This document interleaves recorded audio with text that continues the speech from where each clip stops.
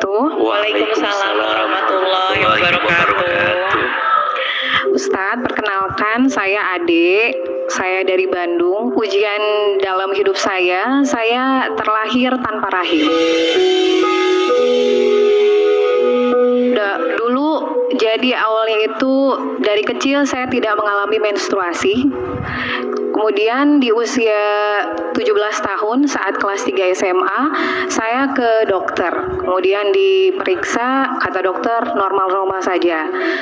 Terus dikasih obat hormon. Di situ ditunggu, kata dokter, ditunggu 1 minggu. Kalau misalnya haid, alhamdulillah. Kalau tidak, tolong kembali lagi. Saat itu saya karena keterbatasan ekonomi, akhirnya saya nggak balik lagi ke dokter gitu, karena obatnya itu lumayan agak mahal. Kemudian saya biarkan saja, saya kuliah, terus kemudian saya kerja. Di usia 22 tahun, ada seseorang laki-laki yang ingin ta'aruf dengan saya. Nah, saat itu saya ragu-ragu gitu ya, mau maju atau tidak gitu, karena kondisi saya saat itu belum haid sama sekali gitu. Terus saya beranikan diri, karena itu waktu itu saya sudah bekerja, jadi saya periksa lagi lah ke dokter gitu. Saat di situ ternyata dokternya kok ragu-ragu, ini kok nggak ada rahimnya, katanya gitu. Akhirnya saya dirujuk ke dokter yang lebih spesialis gitu. Dan di situ di USG ternyata betul rahimnya tidak nampak dan ovarium ada tapi kecil-kecil. Nah, dari situ orang tua saya merasa hancur. Orang tua saya bilang udah nggak usah dipikirin, terus nggak usah diobrolin lah gitu, nggak usah dibahas sama calon suami gitu, kan toh banyak yang nggak punya anak gitu kan. Tapi saya nggak bisa gitu ya, karena kalau misalnya mau ke jenjang selanjutnya kan pasti harus clear gitu semuanya gitu ya. Walaupun misalnya kalaupun misalnya jodoh, ya alhamdulillah. Kalau misalnya enggak, ya udahlah, mungkin bukan jodoh saya gitu. Saya akhirnya memberanikan diri, bilang ke calon suami waktu itu, maaf saya mungkin nggak akan bisa punya anak karena saya nggak punya rahim.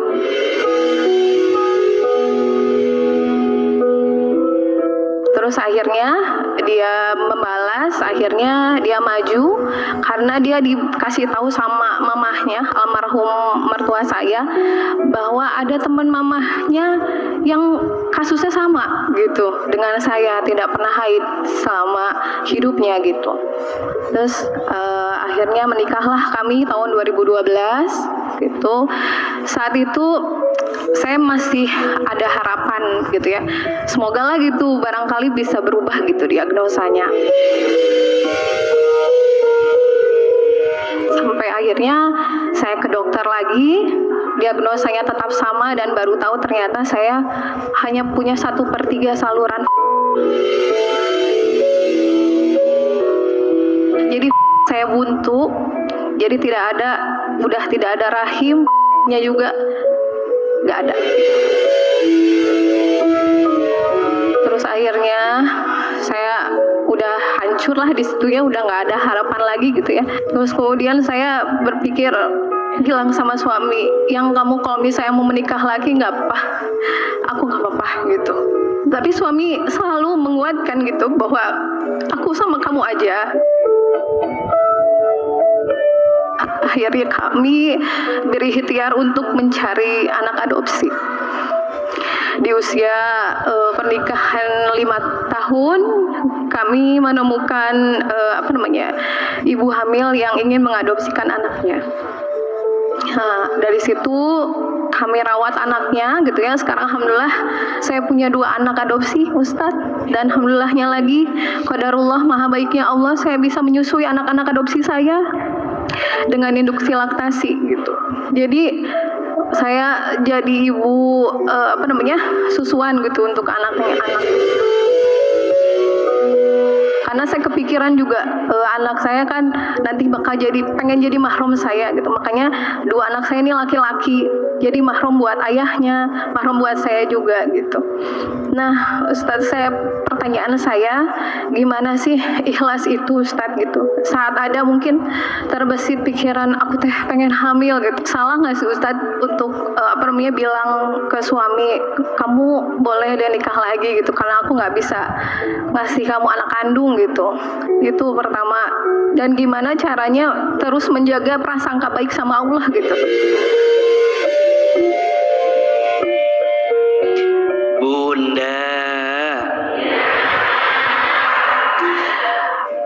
ada 3 hal yang ingin coba Ahilman kuatkan dari kisah yang Ibu Ade sampaikan pagi hari ini. Yang pertama, tentang prasangka baik atas takdir yang Allah berikan. Belajarlah untuk selalu meyakini apa yang Allah beri untuk kita itu pasti yang terbaik.